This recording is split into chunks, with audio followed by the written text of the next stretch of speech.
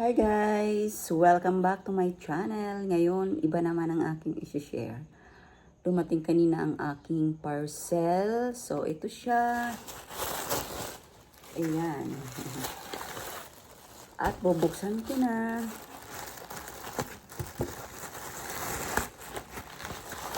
Ayan. Naka-bubble wrap. Maganda ang pagka... Ayan. O, kailangan gupitin para hindi. Ay, ayan.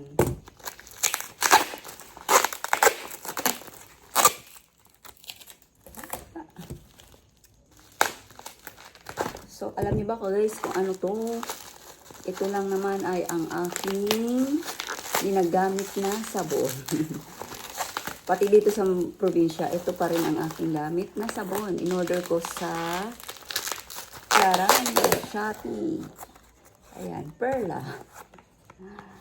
Dalawa lang kasi yung isa ay ano, ang tawag doon?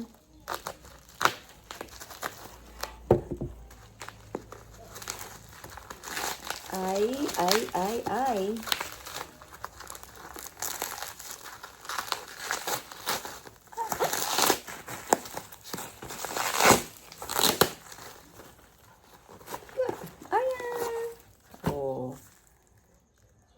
Natural liquid hand and body soap. 480 ml. So, ito yung ginamit ko siya, guys. Hiyang kasi ako sa Perla. Kumbaga, natural ano siya. Natural lang.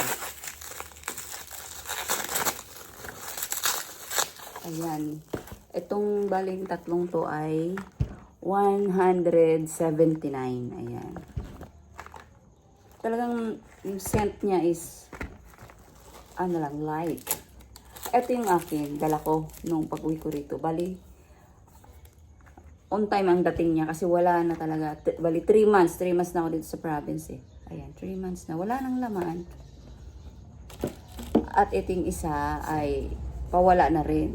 Pero hindi pa ako nag-order nito. Nandito na lang siya. So, ayan ang bago kong Perla. So, bali 3 months ko ulit itong magagamit. Malaking tipid para sa akin kasi mabula siya kahit ano tawag doon? Natural ang kanyang ingredients. Ayan naman o, natural ingredients. Ayan o. Diba? Pure. Perla Pure. O, ayan. Talagang siguro bali 2 years ko na to siyang ginagamit. 2 years pa. Magto 2 years siguro. Perla. Perla Beauty. Energy! Shh! Wala ka nang ginawa magpasaway ah. Ayan na ang aking halaman. Pinasaway lang. So, salamat sa panonood guys. Sinare ko lang yung aking unwrapping.